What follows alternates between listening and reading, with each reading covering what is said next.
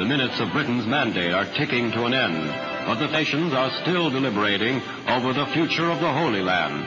Palestine in 1947 had reached its boiling point. 30 years had passed since the Balfour Declaration announced Britain's support for a national home for the Jewish people. Hundreds of thousands of Jewish refugees, survivors of the horrors of the Shoah, were trying to make their way to Palestine, but Britain had shut the gates to immigration. The Jewish underground movements increased military actions to force the British out. The British were fed up, and they had passed on the problem of the partition of Palestine to a United Nations committee in UNSCOP, who were deliberating. Nobody really believed in our day the UN was a place where you deliberated and deliberated. They never did anything. They talked a lot. The United Nations Committee recommended an end to the British mandate and the partition of Palestine into two states, an Arab state and a Jewish state, and scheduled a vote in the UN General Assembly at Lake Success, New York. A two-thirds majority was required to pass the proposal. Despite the support of both the United States and the Soviet Union, many other countries needed to be convinced.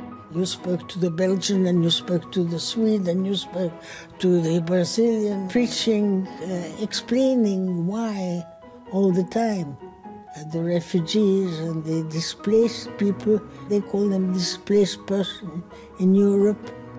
There were a number of us working at the same time also on getting votes.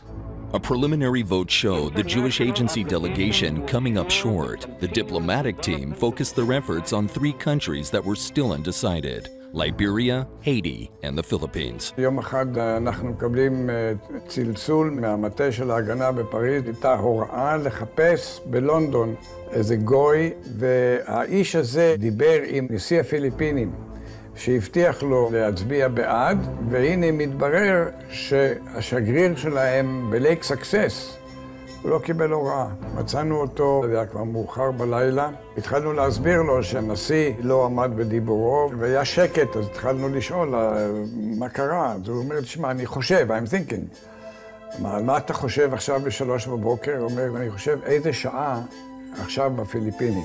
ובסוף הייתה שיחה עם נשיא הפיליפינים, והוא הבטח שהשגריר שלו יקבל הוראה.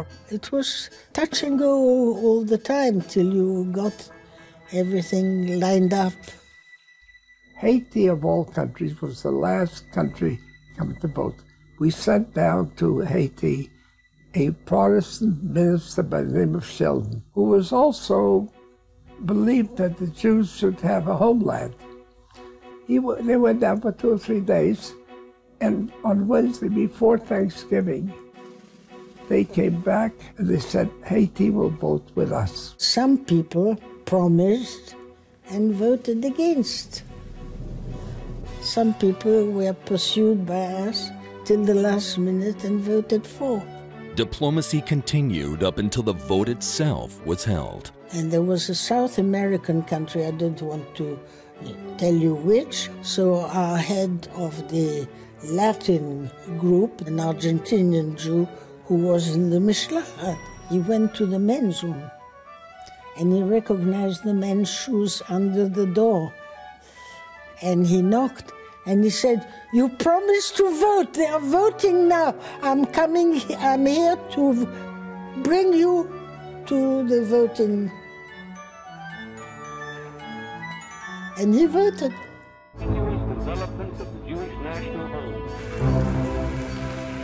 This was Saturday night. So somebody explained it can't be Friday night because En Mashiach Ba B'Shabbat.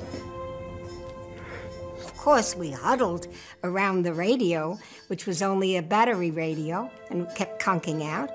כל השולחנות והספסלים אל מול הרדיו, אנחנו שוכבים על השולחנות, מתים מעייפות. היו יומיים בלי שינה, היה קרב באמצע. Jews throughout the world held their breath in anticipation. Those who are in favor will say yes, those who are against will say no. And the abstainers always, they know what to say. They went through the vote. We will start it now. Afghanistan. We were keeping score. No. on a radio in the office. ואני זוכר מאוד את הקולות של גואטמלה, yes, ארגנטינה, abstention, Lebanon, no. Yugoslavia and Spain, United Kingdom and Spain. כשהגענו לאות P, פיליפינים, אמרו כן, אז ידענו שאנחנו עשינו איזה, תרמנו משהו. United States, yes. בעד! פלוס. נגד. מינוס. Venezuela, yes. I remember the excitement. This was our life. France, yes. At one point, we made it.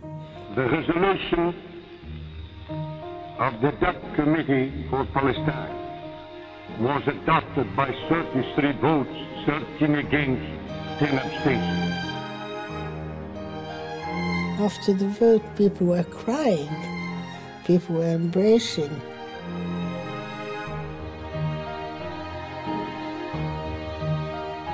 ואז יצאו כולם ויצאנו כולנו לרחבה המרכזית של העיר. They were dancing in the streets. Even the British. I remember one of them came by in a tank, picked up some kids, take them on a ride around.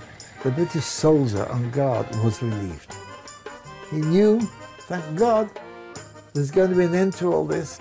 And we said, now let's go into town. So we got a lift on the back of a British armored carrier with a gun. But now we're all pals.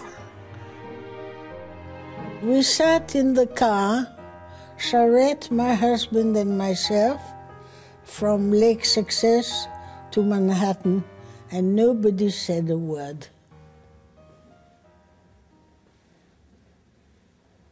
It was overpowering.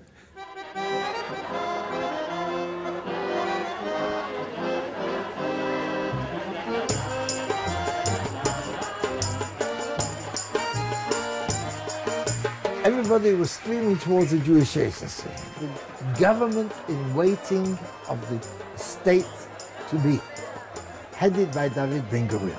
I have a picture of myself on the roof of the Sochnut building. I don't know how I got there. It had the biggest single hora dance I've ever seen in my life, was that dance around that courtyard. Ben-Gurion, standing on the balcony of the Sochnut building, the heart of Jerusalem, and he raised his hand, and utter silence waited for his words. Tchi HaMedina HaIvrit. He called it the Hebrew state because it had no name, and asked everyone to sing Hatikva.